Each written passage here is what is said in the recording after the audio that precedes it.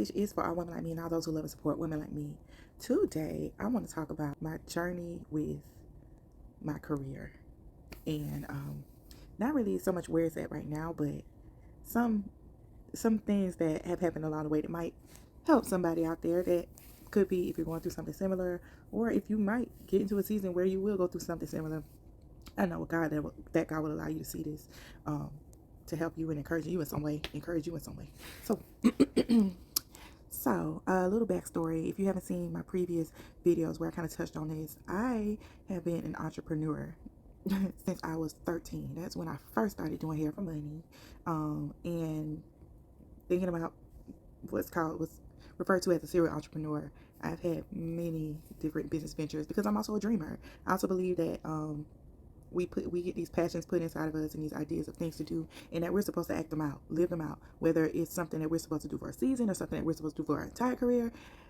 It is purposeful. When things end, you want to have a retrospective mindset where you can go back, look at what happened, think about what happened, and figure out what you were supposed to get from it. So yeah, I've done many things, but I also had a career teaching for 13 years. And the thing about teaching, do not let anybody sit up in front of you and have you think that it's not a full plate job. It is a full plate job. Your plate is full when you're on and off the clock.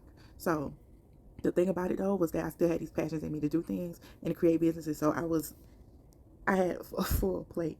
I was working just to get off and to work some more for years. But at some point, specifically in 2022, that stopped, where God pushed me out of teaching and into doing my baking business full time. And it was my thoughts that this was okay. Like, I had been doing my baking business for about 3 years at that point. I was like, okay, God, you made a way. And then, so it was my thought that this is it. I reached the end of that road, and this is where I'm supposed to be. Kind of work like that. I learned that God, it's not that simple. It's never that simple. I said goodbye to teaching, and I resigned to do my business full time. And by the end of 2023, my business, which was doing very good, as a supplement to my household. When I say supplement to my household, I wasn't the primary breadwinner in my household, which I told this story before too. So, but what's notable about that is that in that space that I was being not the person who was contributing to the household like that, my business was great. It paid for everything they need to pay for. And then my life changed to where I became divorced, and then I became the everything in my household. And so it was in that season that the rubber was meeting the road. Again, when I use the word God pushed me out of teaching, like, it was purposeful. It wasn't something that I just thought, hey, I don't want to teach no more. So I knew that God allowed for my business to be what it was so that I could do that full time. Like, it was purposed that way. So the whole being a teacher book closed when I resigned. But what I didn't bet on was that me having a job period closed when I resigned. I learned, throughout 2024 that God just did not want me to have a job for more than one reason. But all of that wasn't revealed to me in real time. What was happening in real time was me bumping my head against things that I was trying to will into my life.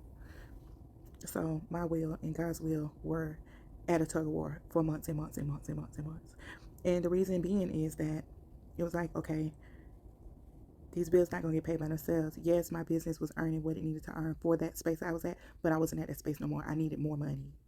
Plainly, I needed more money. And so I'm like, well, God, if this is what you want me to do, then certainly you'll provide for it to happen. But when the situation played out that some months I was good on my bills, some months I was not.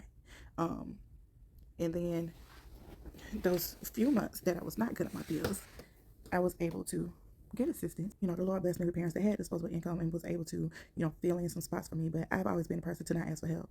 So I wasn't asking for help until my house was on fire, figuratively. And I just wasn't trying to ask for help. So it was a lot of, okay, God, wrestling between this is what you wanted me to do and Now I'm finna do what I think I need to do instead of what you want me to do. Or I'm gonna try to. Things got blocked every time because at this point I had already told God, like, you got me. You in the head of this. I'm following your lead. Whatever it is that is best for me, that's what we gonna do. So, no, while I'm saying that, I was being put up to test to see if what I was saying was true. So, how can I show that's true? Well, when things get hard, when things start getting stiff, that money ain't flowing like it's supposed to.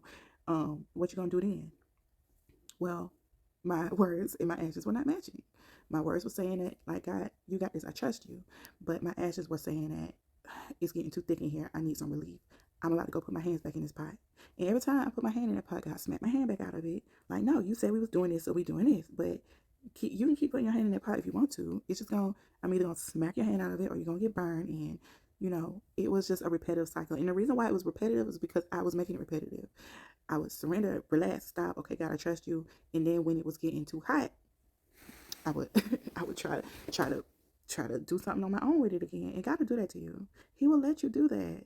You have to learn that He will keep putting you in that cycle until you find your way out of it.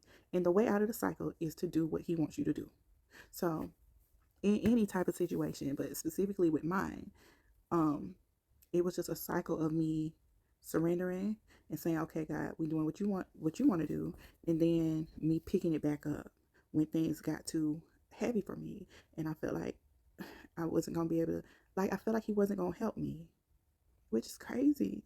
But you don't know where your faith really is until you get tested in that way. Until God turned up the oven heat just hotter, and see what you do with it.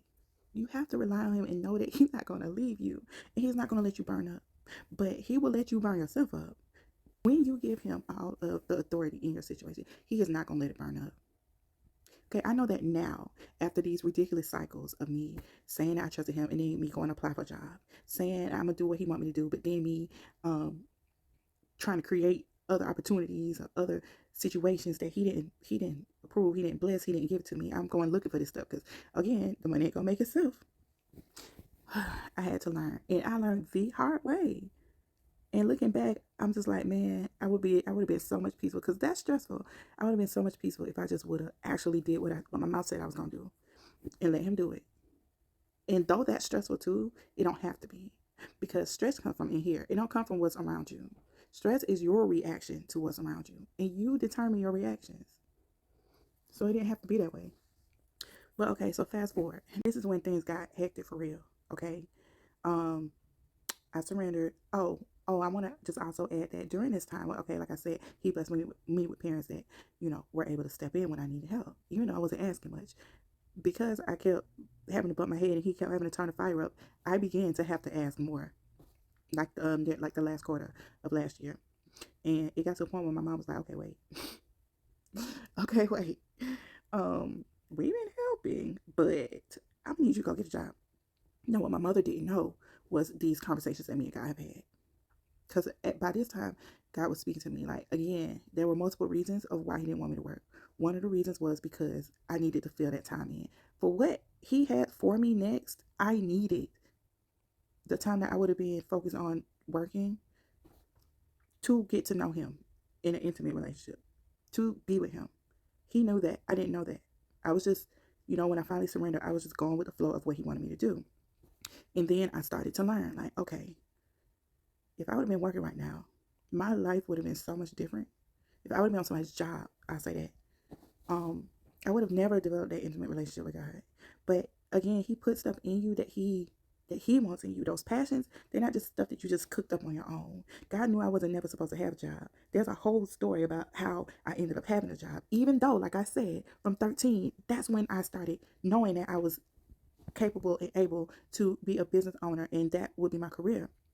Other people, in their plans, in their wants, in their visions, in the way that they see your life, if you give them that authority to do so, they will change your whole path of your life. And that's what happened. It wasn't me that decided to go into a career of education. It was people who had a strong influence on me that taught me into it, because they didn't know what I knew. They didn't see what I saw. My vision, they were blind to it.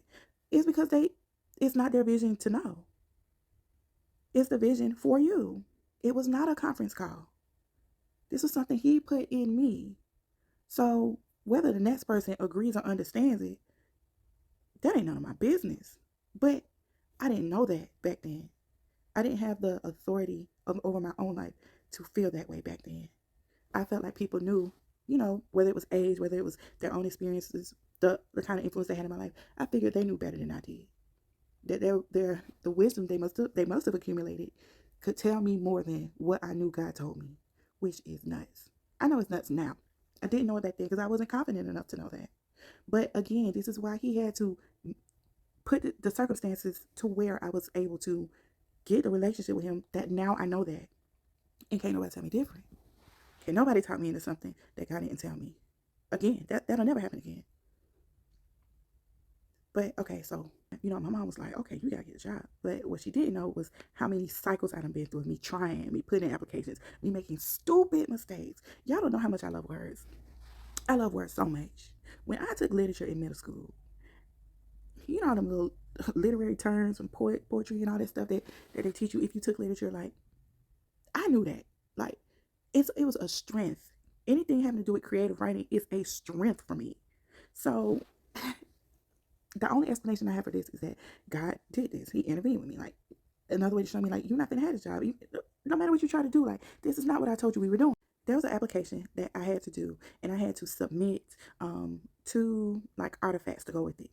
These artifacts were based off of how I would present, in teaching, based on 2 literary terms that I've been familiar with for all these years. All these years. Again, it was something that I loved and I was passionate about, so it stuck with me. Some things that you learn in school, they don't stick with you because you don't care about them. But these were things that I cared about. So if somebody asked me to demonstrate something that I care about, I can do it. Well, in this situation, I didn't. And when I look back, when they didn't accept my application, I looked back at the artifacts I submitted, I was like, what? It didn't even make sense, the mistake that I made. It didn't make sense at all. But it was a divine mistake. It made me realize, after going through all these cycles, like, that was the last time I tried. I was like, okay, God, you got it. That mistake was unexplainable. And it was meant to happen. So, okay, I'm not going to do this again.